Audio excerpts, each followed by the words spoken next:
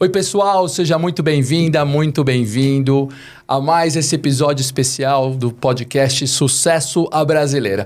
Meu nome é Celso Sberner, eu sou consultor de empresas, tecnologia e pessoas há muito tempo e tive o privilégio de conhecer pessoas incríveis, profissionais, empresários, empreendedores, executivos de alto nível, inclusive o que a gente está trazendo hoje aqui.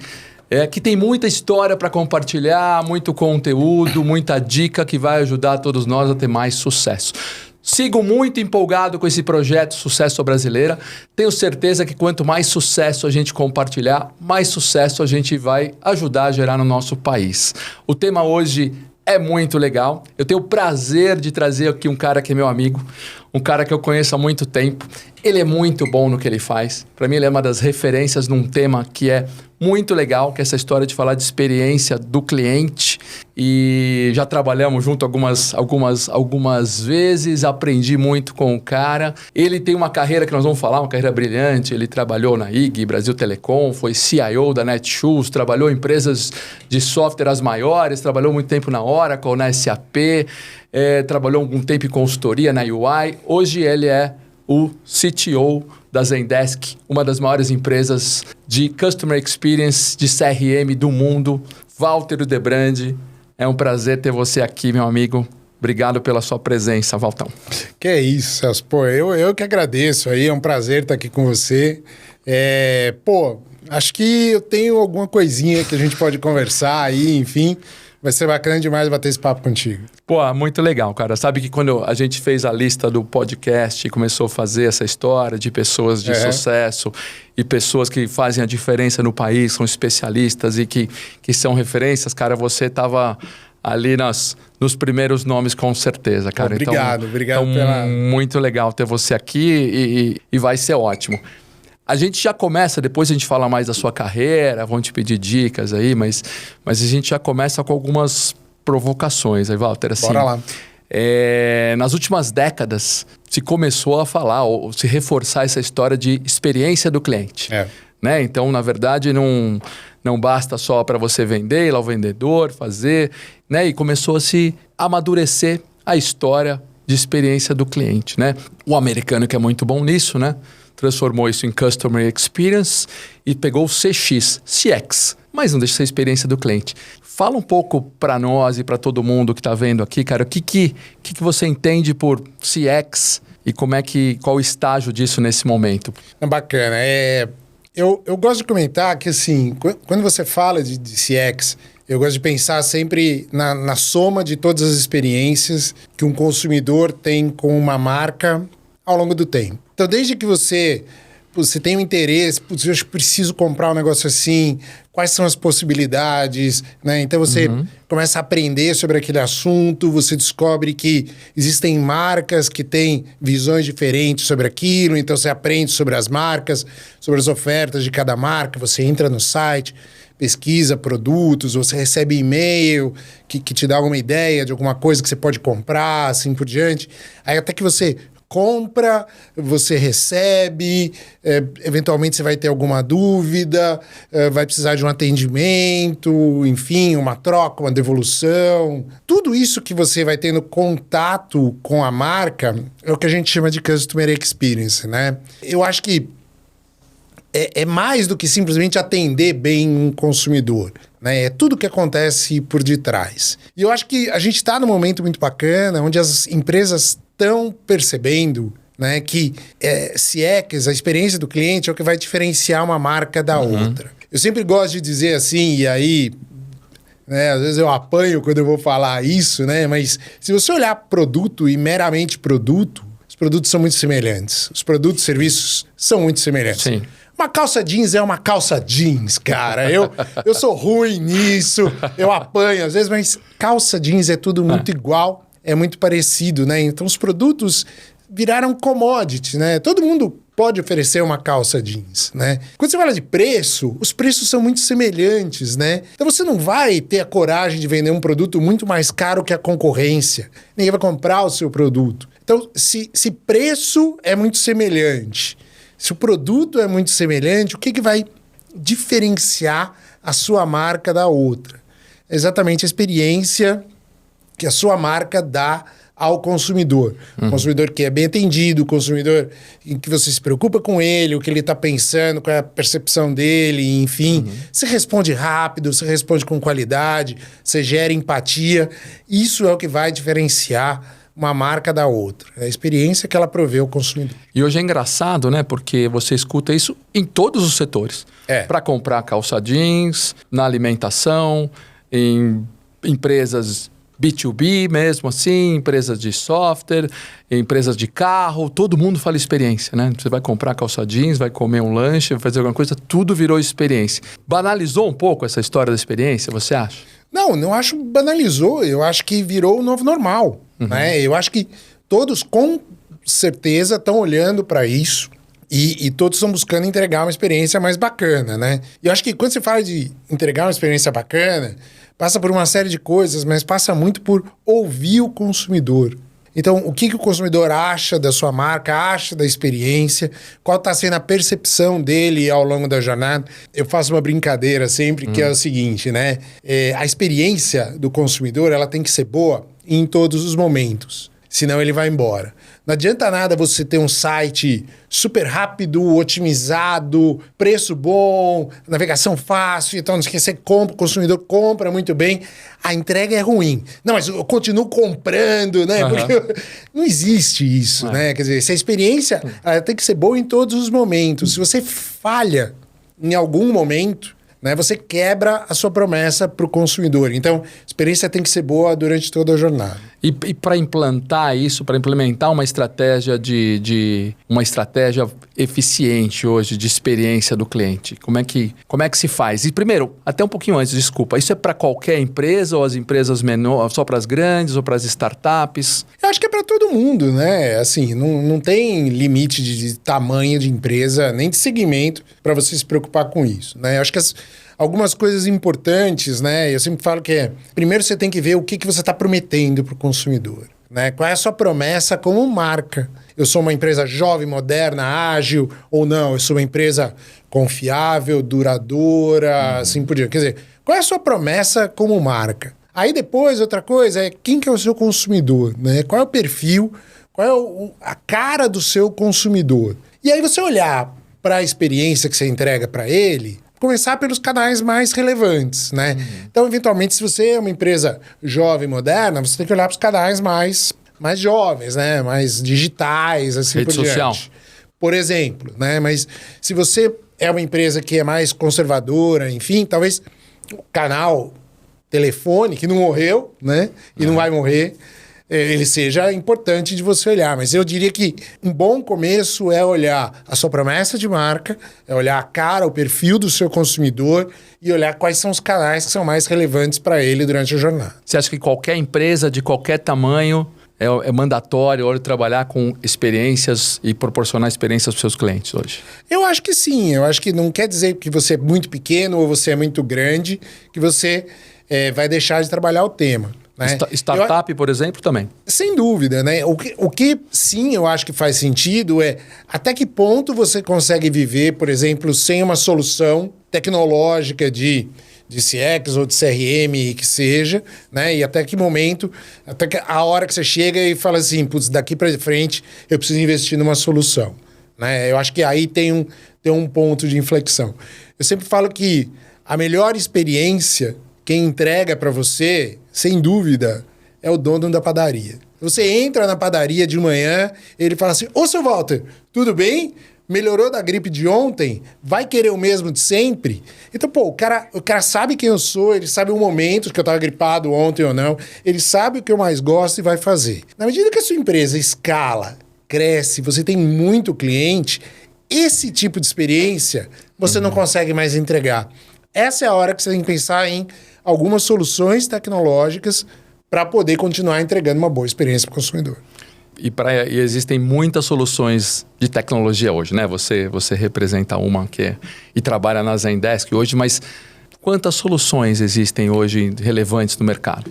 Cara, eu vou te dizer assim, Celso, eu acho que tem para todos os sabores, né? Então você vai ter soluções grandes, parrudas, soluções que vão cobrir de ponta a ponta o mercado. Você vai ter soluções muito especialistas em um determinado parte da jornada, enfim. E você vai ter os players de nicho, né? Aqueles caras menores que têm um custo muito menor, enfim, e que são boas para empresas entrantes, empresas que estão experimentando, começando isso daí. Mas eu acho que tem para todo tipo de sabor. Quando a gente fala em tecnologia, né, Walter, e a gente trabalha, viu, pessoal, há muitos anos em tecnologia, né? Não falarei aqui quantos anos que a gente trabalha nisso. Mas a gente sabe que o que... muitos, né, Walter? Você um pouquinho... É você que está falando, eu não estou falando nada. Pois é. A gente sabe que o que permitiu isso é a revolução dos últimos anos, né? Primeiro essa parte de dados, né? De você ter os dados, né? Já que o seu Manuel da padaria, ele, né, uma hora ele sabe o nome, uma hora ele não começa mais a saber o nome. A empresa daqui a pouco tem milhares, dezenas, centenas de milhares de clientes. Então o que permitiu isso foi muito essa parte de dados, né, que aconteceu. E hoje tem uma outra revolução que é a inteligência artificial. Que você, nesse mundo de dados, você ter inteligência artificial para isso. Como é que é a ligação hoje, essa já é uma segunda provocação, essa ligação de inteligência artificial com experiência do cliente, com CX? Então vamos lá. É assim, é fato que quando você olha, vamos pegar uma parte do CX, que é essa parte de atendimento ao consumidor, quando você olha isso daí, tem uma boa fatia disso que são tarefas ou são situações ou interações que são de baixa complexidade. Então, por exemplo, o Celso comprou um negócio num e-commerce qualquer, quer saber qual é o status do pedido, quer saber quando que o pedido vai chegar, já foi aprovado, se não foi, enfim.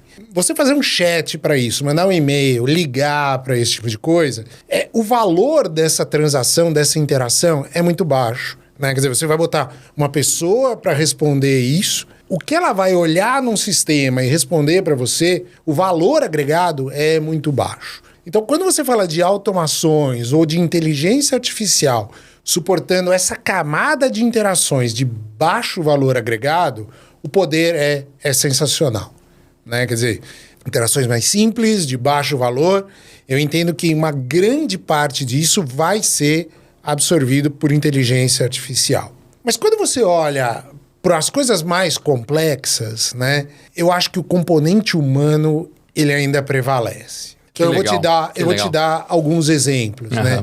Então, se você tiver um cliente super VIP na sua empresa, super VIP, compra muito, compra com muita frequência e tal, quem deveria atender esse cara não é a inteligência artificial, é o presidente da empresa. É, isso aí. Né? Estende um tapete vermelho porque é um cara super VIP. Ou então, se é um cliente que, por exemplo, está num momento difícil, então, ele já saltou de 3, 4 interações, não resolveu o problema dele, enfim. A inteligência artificial, ela tem que ser tirada de campo. Deixa um humano tentar entender e resolver de uma vez por todas e deixar esse cliente parar de pingar de um lado para o outro. Outro caso, por exemplo, é um cara que às vezes ele tem um problema tão complexo, que fica difícil explicar, capturar todos os detalhes, todas as peculiaridades, assim por diante. Então, de novo, é mais um caso onde a inteligência artificial ela pode aportar muito valor. Então, eu acredito que, assim,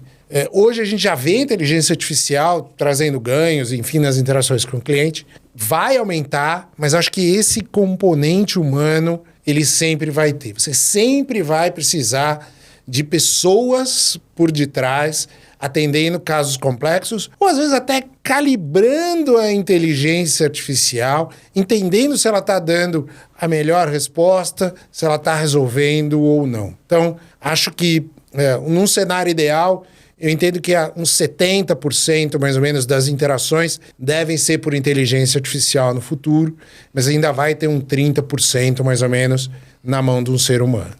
Caramba, eu achei que você ia falar 50-50, mas não, é 70% de inteligência artificial. Eu acho que lá na frente a gente vai chegar nisso. Vai chegar nessa história. Mas que bom que ainda existe o componente humano, né? E tem outra coisa que também é interessante, é que assim, é lógico, quando você coloca a inteligência artificial para tratar diretamente com o consumidor, você está pensando em ter ganhos de empatia, né?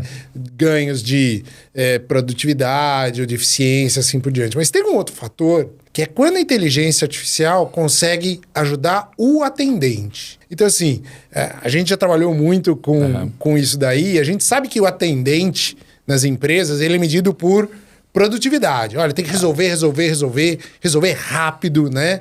E no fim do dia, quantos tickets você resolveu, quantos clientes você atendeu, assim por diante. Então, para esse cara, a inteligência artificial ela cumpre um outro papel, né? De como ela consegue ajudá-lo a ser mais eficiente, a ser mais produtivo, ou às vezes até melhorar a resposta. Esse cara ele é tão automatizado muitas vezes que o negócio dele é escreve 3, 4 palavras e resolve e passa para o próximo. A inteligência artificial hoje consegue pegar essas 3, 4 palavras e criar uma resposta mais empática, mais agradável para o consumidor, né? Então, inteligência artificial ajudando duas frentes, né? Com o consumidor, né? Para tentar gerar mais empatia, e para o atendente, para melhorar a produtividade e a eficiência dele. Ô, Walter, é incrível, mas eu sempre aprendo com você, né? Porque não pode ser um ou outro, eu concordo totalmente, né? Porque hoje, e eu tenho algumas experiências, não vou falar o nome das empresas, mas experiências ruins, que me dá a impressão que ou é a inteligência artificial ou é o atendente, né? Então, se você vai fazer um depósito num banco qualquer, pessoal, não vou falar qual banco, mas você fazer um depósito num banco qualquer, eu chego lá com o dinheiro lá e falo, você tem que colocar no máximo 20 notas aqui. Mas você não fala isso com ninguém, você descobre na frente de uma máquina e descobre que as notas, algumas amassadas, vão voltar, você não tem ninguém para perguntar e você está interagindo com uma máquina pura ali. E não fiquei imaginando você entrando com um bolo de nota. Bolo de nota de R$2. Um bolo de nota de R$2 para depositar. Ele falou assim, é só 20 por depósito. E eu precisava depositar, fazia muitos anos que eu não depositar no banco. E eu juro que eu me senti ali com 90 anos de idade, porque a máquina não era o suficiente, você tentava fazer, não tinha para quem perguntar, não tinha atendente. A experiência foi horrível. E me dá a impressão que se tivesse ali um atendente, pode estar com meio máquina, meio atendente para os casos, a experiência era outra, né? Eu tô achando que a diferença da experiência vai ser o ser humano, cada vez mais. Não, e o que é interessante é que se tudo isso que eu falei é verdade, né? E os atendentes daqui para diante, eles vão ter um papel muito mais de atender situações complexas, delicadas, assim, você vai notar uma mudança no perfil desses atendentes. Então, o atendente, ele passa a ser cobrado por saber lidar melhor, ele passa a ser cobrado por resolutividade, por resolver o problema, e não mais eficiência, quantidade de tickets, assim por diante. E até assim, eu acredito muito que até como o perfil vai mudar, eu acho que até o salário desses atendentes vai aumentar. Porque você vai procurar pessoas mais qualificadas, enfim, Verdade. com outras habilidades, pessoas que vão ser, obviamente, mais caras. Talvez você tenha menos atendentes, mas esses atendentes, eles são mais com um perfil diferente, consultivo, diferente do que eventualmente é hoje. Você tem falado por aí em empatia, né? Que é a inteligência artificial ajudando na empatia das pessoas. É isso que você está falando. Porque assim, hoje em dia, quando a gente fala em inteligência artificial, né, a moda é chatbot. Vamos falar do chatbot? O chatbot, ele existe há muito tempo.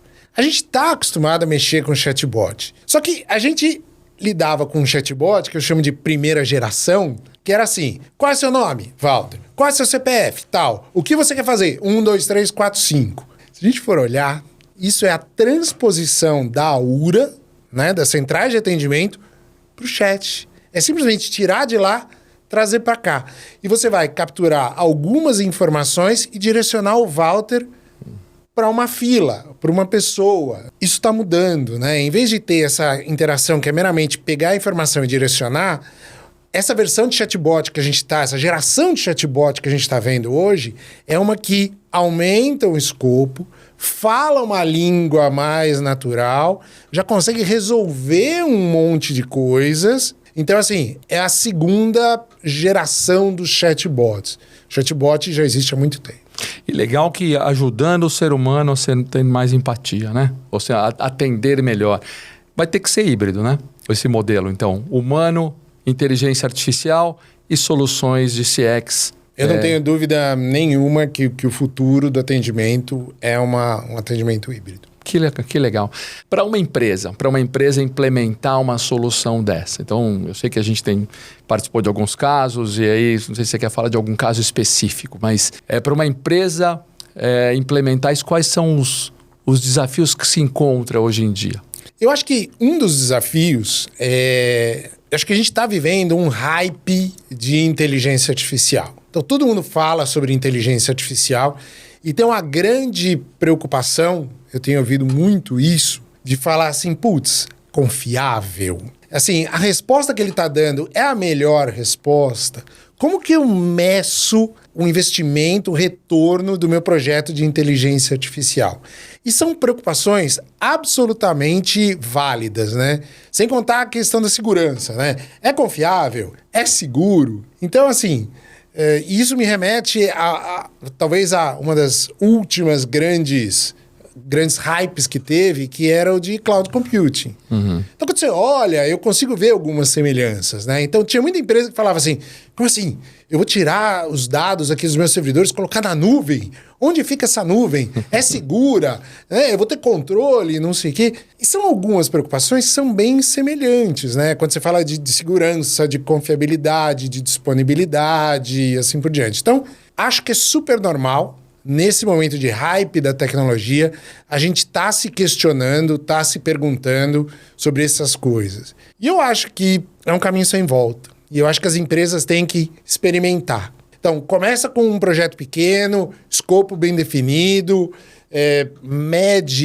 define quais são as métricas de sucesso para esse projeto e vai e faz, né? E aí volta e você consegue entender. E aí, com o tempo, você vai ganhando confiança, a empresa como um todo vai acreditando nos benefícios que aquilo pode trazer. Então, acho que a receita é experimentar, né? Não ficar parado, mas é experimentar. Hoje você tem responsabilidade América Latina, né? Mas como é que está o Brasil comparado com outros países do mundo desenvolvido também, em questão de Customer Experience? Brasil e América Latina tem uma característica muito, muito peculiar, que é o uso do WhatsApp, né? Eu acho que hoje nós não temos receio de falar com praticamente qualquer tipo de empresa através de WhatsApp, né? Desde pedir uma pizza até falar com a seguradora, falar com o WhatsApp do banco, né? Eu falo com a minha gerente do banco via WhatsApp, né? Empresas de telecomunicações. Então, enfim, o brasileiro, o latino-americano, ele se sente à vontade de ter relações comerciais por WhatsApp. O que a gente vê, comparando com o resto do mundo, é que o WhatsApp ainda é um canal muito reservado para relações pessoa com pessoa.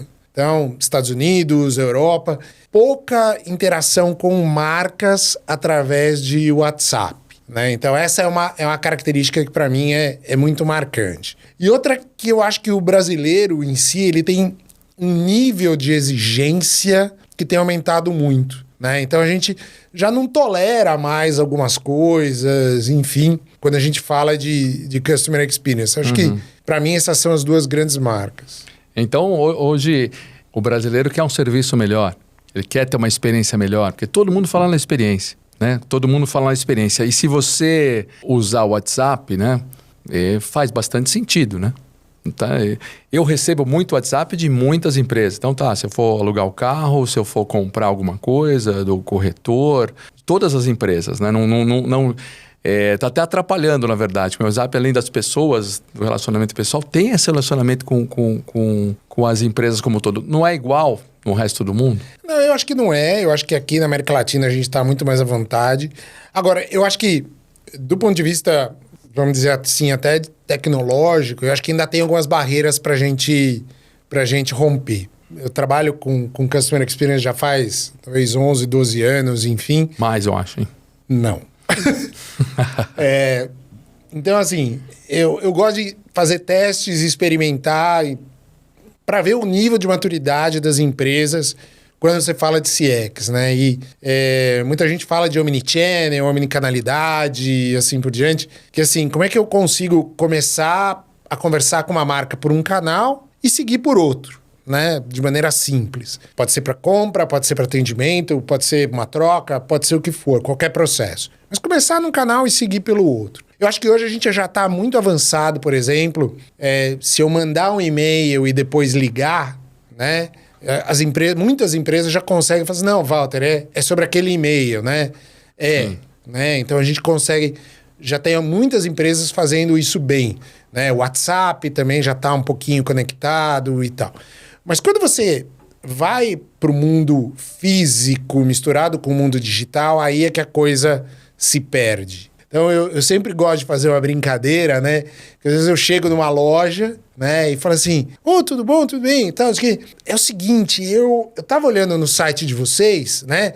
Eu vi uma televisão lá no site de vocês, eu queria ver aquela televisão aqui na loja, pode ser? Aí o vendedor vira para mim e fala assim, tá, mas qual era o modelo? Qual era a marca?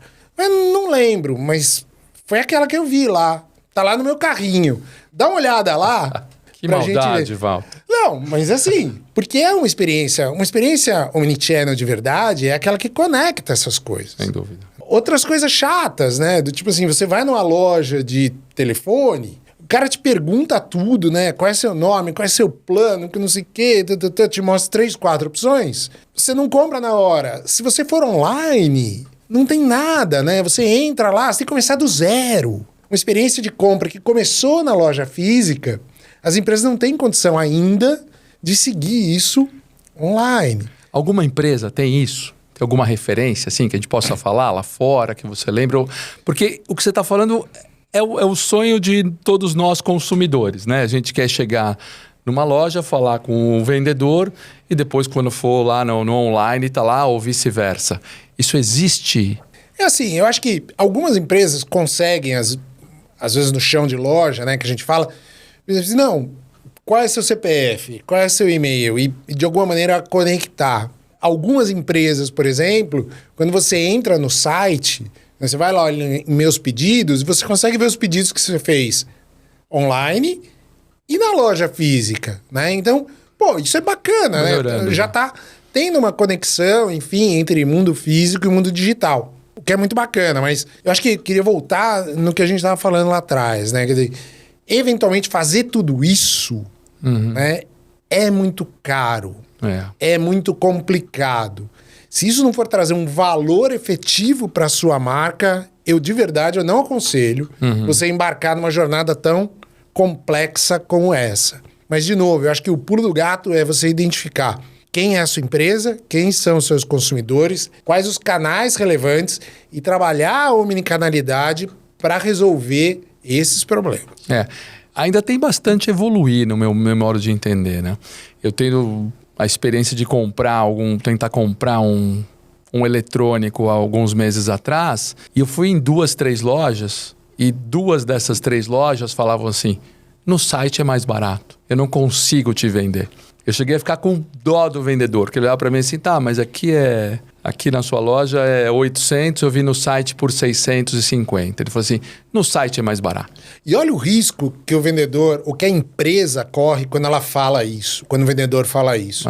Porque ela tinha o poder de capturar a venda naquele momento, de vender por 650 e capturar a venda, mas ela fala, vai comprar online. No tempo que passa entre eu sair da loja, chegar em casa e comprar, muita coisa pode acontecer. Eu posso passar em frente de uma outra loja, eu posso receber uma oferta por e-mail, acontecer um monte de coisa, e eles podem perder a venda, né, nesse caminho. E nesse caso, é mandatório, né?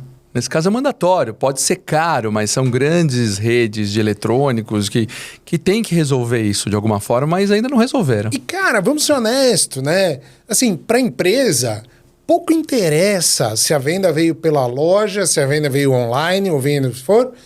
O importante é fazer a venda, né? Então, tem que parar com essa história de ter preços inconsistentes em canais diferentes, né? Assim, a experiência ela tem que ser uma só, ela tem que ser consistente. Pô, a Customer Experience é um tema fascinante, né? Trabalhar com a experiência do cliente e com todo mundo. Você falou que trabalha com isso há 11, 12 anos, né? Isso aí. Vamos falar um pouquinho da sua carreira, que é muito legal. Porque você começou do outro lado, né? Você começou Brasil Telecom, Buscapé, IG, foi para Netshoes, que quando começa a ter essa experiência um pouquinho já mais conectado do que as outras empresas, né? Isso te deu base para depois realmente se enfronhar nesse mundo de CX?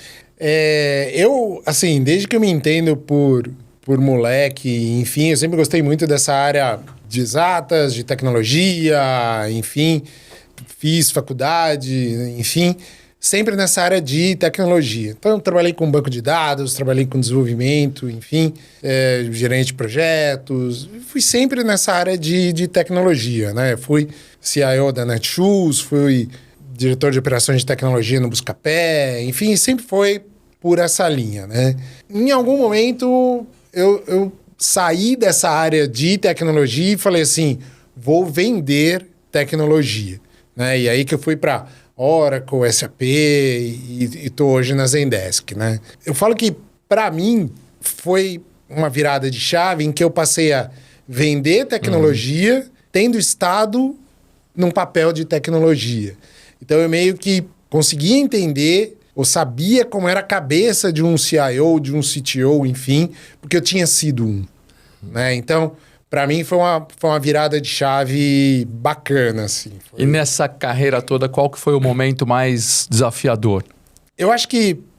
Ou alguns, se tiver, precisa ser um só, né? Eu acho que quando você está nesse papel de tecnologia, né, e isso é uma constante, né, com todo o CIO que a gente conversa, enfim, tem momentos muito críticos, né? Tem momentos em que uma indisponibilidade de um sistema ou uma crise de tecnologia, enfim, esses são os momentos mais críticos, né? E eu falo que esses são os momentos de superação, esses são os momentos de resiliência, são os momentos em que você tem que ter a perseverança, que você tem que ponderar, enfim, para superar isso daí. Porque não são momentos fáceis, mas são momentos onde você supera esses momentos, você sai do lado de lá mais fortalecido. O fato de ser brasileiro, você que muitas vezes trabalhou em empresa global e com posições na América Latina, o fato de ser brasileiro com as nossas características, isso te ajuda, te ajudou? Eu tenho uma coisa que eu acho que, assim, principalmente eu aprendi isso agora, né, quando estando vendendo soluções de tecnologia, né? Você não fugir, você dar as caras para bater, você se solidarizar com alguma situação de um cliente que está passando por um momento delicado, enfim, é muito importante. É muito normal, né? Às vezes a gente escuta isso, determinada empresa veio aqui, vendeu e foi embora. Foi embora, sumiu. Agora que eu preciso dos caras, cadê os caras? Onde os caras estão? Então, eu acho que é muito importante você estar sempre com os teus clientes, nos momentos bons, mas também nos momentos ruins, né? Então, um momento de Black Friday, onde você tem muita compra, muito atendimento, né? Então, assim, estar junto com o cliente, ficar perto dele, respirar o ar dele, sentir o calor da operação, enfim, é muito importante. É só assim que você realmente vai entender o impacto que a tua solução consegue trazer na vida daquele cliente. Esse lado humano, então, do brasileiro pode fazer a diferença aí, eu acredito muito nisso. Você tem viajado muito, não? Como é que você está muito no Brasil, muito fora do Brasil? Como é que está a sua vida? Na verdade, eu tenho dois tipos de interação, né? Então, eu tenho um papel América Latina, né? Então, eu tenho a base da operação da Zendesk para a América Latina é México, então tenho estado muito no México, enfim, para suportar os nossos clientes, enfim, e muitas interações fora do país. A Zendesk é uma empresa americana, né? Então, a gente tem muita coisa que a gente atua globalmente, né? Então, basicamente nessas duas frentes. E como é que equilibra a vida pessoal, a vida profissional aí nessa história toda? Eu acho que, para mim, a regra é quando você está num lugar, você tem que estar 100% naquele lugar. Né? Você não pode... eu às vezes brinco e dizer assim, puxa, se eu estou viajando, eu não posso querer resolver coisas ou fazer coisas ou interferir no que está acontecendo aqui no Brasil. Né? Quer dizer, eu não sei como é que as coisas estão, enfim. Então, eu deixo as coisas no Brasil acontecerem. Mas quando eu estou dentro de casa, aí eu tento me entregar e estar 100% presente ali. Eu sei que é difícil, né? O celular, muitas vezes ele não desliga, ele está sempre ali, mas eu tento separar as duas coisas o máximo possível. Dá tempo de tomar cerveja, não? Dá, graças a Deus. Dá tempo de tomar cerveja. Então, eu vou fazer mais pra frente ou vou fazer já? Então, vou aproveitar esse minutinho aqui, ó. Vou te dar um presentinho diferente, ó. Olha só. Isso aqui é seu, ó. Cara, o Celso nunca me deu um presente. Pois é, hoje já inauguramos. Isso é mentira, viu, pessoal? Mas é que a gente se conhece há muito tempo. Obrigado. Isso é mentira, mas isso aí é o seguinte, tem uma história. Essa cerveja, aí você vai ver que tem um... Essa cerveja se chama Hiller, né? Hiller tá aqui. Hiller é esse cachorrinho que tá aqui. Quem faz... É um dos sócios da Multi, a empresa que eu também faço parte. Uhum. Mas ele é um sócio, volta que ele... não, esse aqui é o Alexandre Jefferson, é o outro sócio da Multi. O que ele fez? Ele saiu desse mundo de tecnologia. Ele trabalhou muito tempo no Santander. Né? Ele trabalhou em consultoria e tecnologia, todo esse nosso mundo de tecnologia, mas ele cansou. Ele falou assim, não quero mais essa vida. E ele foi pesquisar, ele começou a plantar lúpulo. Né? Plantou, chama lúpulo terras altas, ele começou a plantar, diferenciado, né? Não existe uma tradição tão grande de lúpulo no Brasil, mas ele descobriu um lugar bacana lá que faz isso. E ele começou a fazer cerveja. Ele descobriu, pô, tá bom, já que eu tenho lúpulo, vou fazer cerveja artesanal. Ele fez uma você vai ver no rótulo lá, é uma IPA para nós, assim, da Multi, uma edição limitada, né? Para você ter mais momentos tranquilos, relaxando, tomando essa cerveja. Né? E ele não quer mais esse mundo. Ele, quando conversa com ele, não quer saber de tecnologia, de CX, nada. Né? Ele fica lá, ele nem vai lá na Multi. A Multi é a empresa que eu também faço parte, né? É um dos patrocinadores aqui nossos, e a gente trabalha com tecnologia, mesclou um pouquinho essa história de cerveja para dar prazer. Né? Mas isso aqui é um presente para você pela sua presença. Eu ia dar depois, mais pro final, mas como você já está falando de vida pessoal, profissional, você, pô, ele precisa tomar uma cervejinha. Bacana. Entre viagens pro México, comer aquela Latina toda e para estar com a gente aqui, né? Tá já. É engraçado, porque tem um outro amigo meu que resolveu criar tilápia. Né? Teve um amigo que fez cerveja, teve outro que foi criar tilápia. Né? Não acredito. Juro por Deus. Não acredito. Vamos pegar um dia para falar só de tilápia, então, aqui. Ótimo. Vamos. Mas você sabe que você trabalhar com esse mundo que a gente trabalha, cara, né? De tecnologia, de processos, de pessoas, de consultoria, de buscar sucesso, né? Você precisa, eu acho que ter algumas válvulas de escape. Que pode ser válvulas de escape pessoais, você está lá com a família e com os amigos, com tudo. Mas eu acho que até ter outros negócios e ter outras coisas fora disso, tem hora que é bom. Né? Para a gente não ficar só nesse nosso mundo de software, de solução, de pessoas, de carreira, de tudo. Acho que quebrar isso faz sentido, né? Eu concordo com você. Eu tô na Zendesk, vai fazer 2 anos agora. E uma das coisas que eu tenho feito, né? E, na verdade, foi uma grande coincidência, né? Logo que eu entrei na Zendesk, falaram assim, Walter, vai ter um evento de inclusão social numa empresa aqui, uma organização que a Zendesk apoia. Eu quero que você vá lá representar a Zendesk. Eu vou, né? Tô acabando de chegar na Zendesk. Que legal. Eu vou lá. E eu vou te falar que é a minha válvula de escape. De lá para cá, a gente já fez muita coisa junto e eu faço questão de... É uma empresa, é um instituto que treina e capacita jovens para prover uma inclusão digital deles na sociedade. E eu tenho de lá para cá, eu tenho participado e me envolvido, dedico aí um tempo meu. Isso é uma instituição social que a Zendesk apoia. Isso. Isso. Que legal. Junto com a TOTUS é a mantenedora e nós ajudamos da maneira que a gente pode, seja financeiramente, mas até Hoje a gente montou um curso de formação de consultores Zendesk para esses jovens. Que bacana. Então eu faço uma presença com eles no começo da turma para conhecê-los, para incentivá-los. E no final, na conclusão, eu trago essas turmas dentro da Zendesk para que eles conheçam o ambiente corporativo, para que eles apresentem o trabalho de formação para a gente. E eu vou te falar que é o que me enche de muita alegria, é uma válvula de escape para mim. Eu fico que legal. Muito feliz com eles. Depois vamos divulgar. Pessoal, a gente vai ter depois toda aqui nos links, na descrição, na legenda, vai ter como encontrar o Walter. Depois vamos divulgar, além da Zendesk, divulgar essa instituição. Porque o sucesso do Brasil, né? O sucesso do Brasil passa por a gente melhorar o nosso país, né?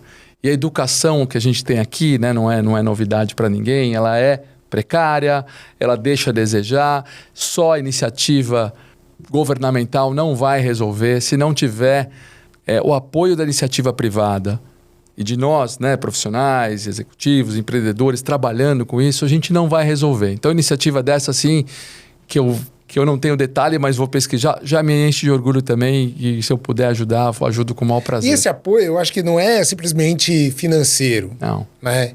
Mas é o estar junto, né?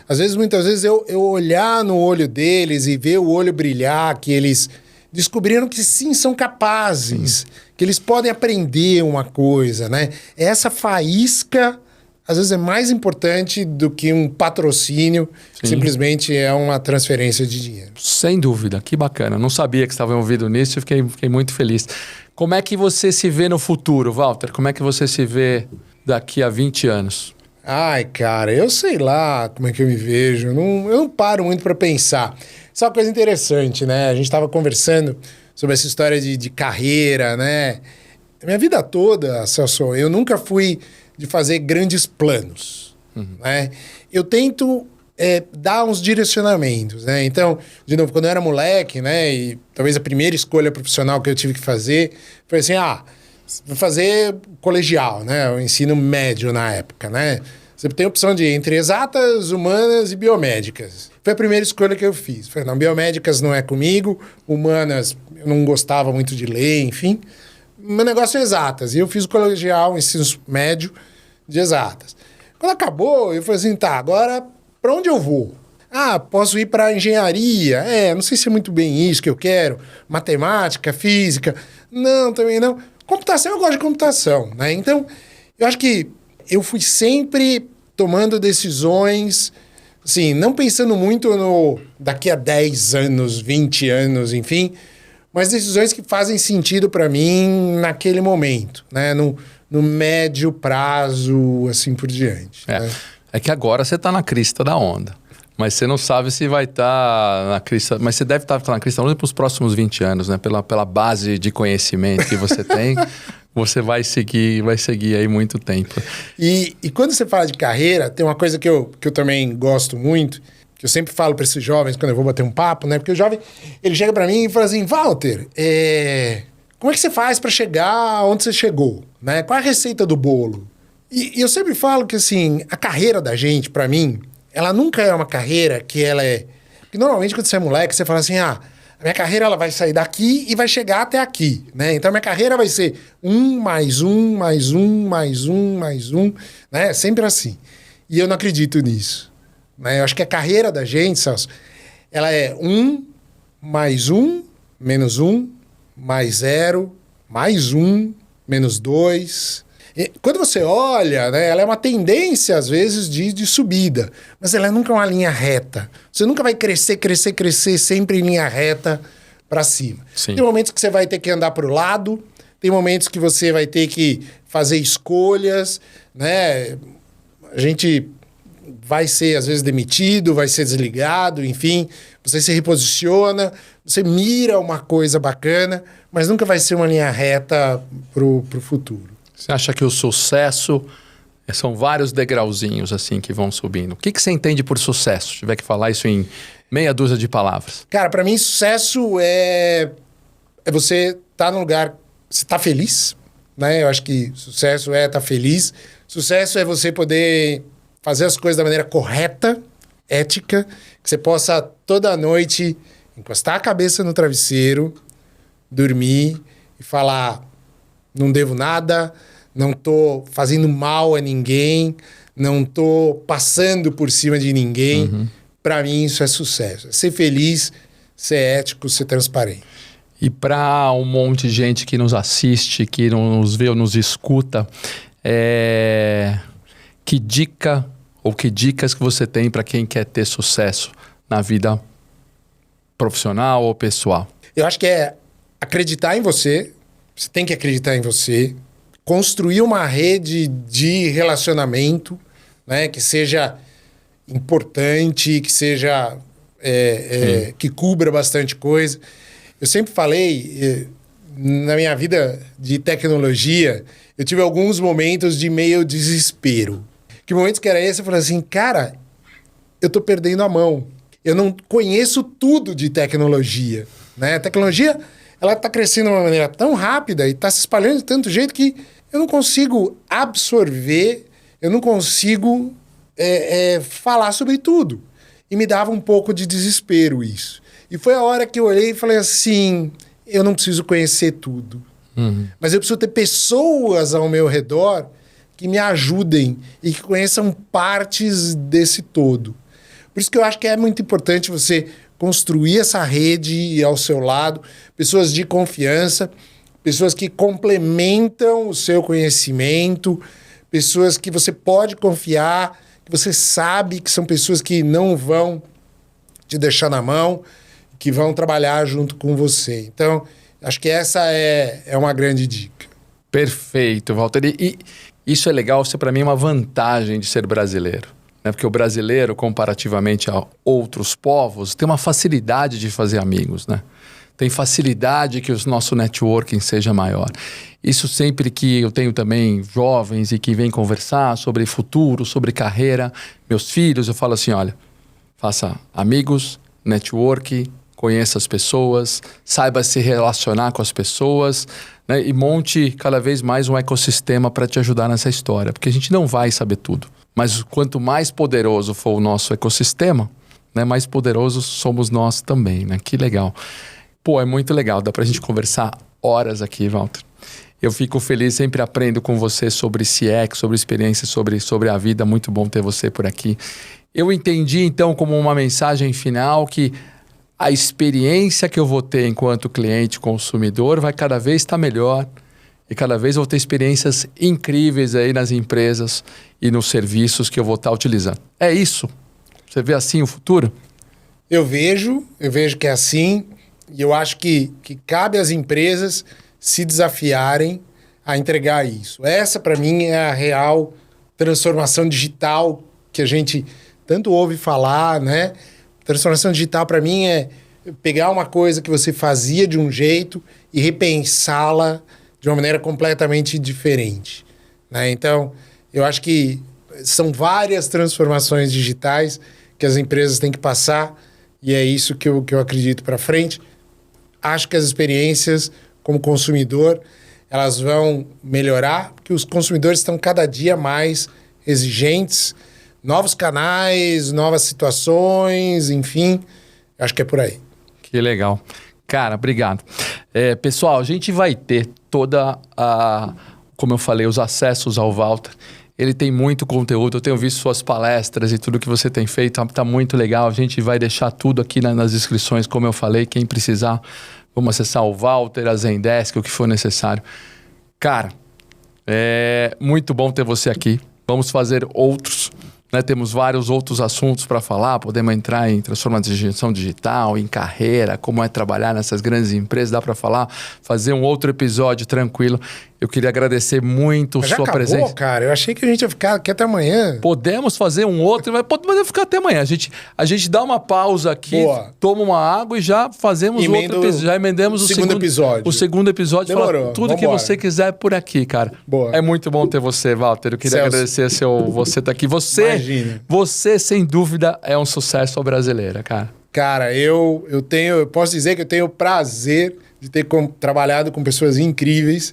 E você, com certeza, foi uma dessas pessoas incríveis. Uma pessoa que, num momento difícil da minha carreira, você abriu uma porta para mim. Tamo junto. E eu sou eternamente grato por você e foi uma delícia, foi um prazer estar aqui com você hoje. Você é o cara, repetiremos, Valtão. Obrigado, meu irmão. Valeu, meu amigo. Pessoal, é isso então. Por favor, curta, compartilhe e obrigado por você ter visto mais esse episódio e vamos ter outros tão bacanas, não sei se tão bacanas, mas quase tão bacanas quanto esse. Valeu, pessoal. Obrigado.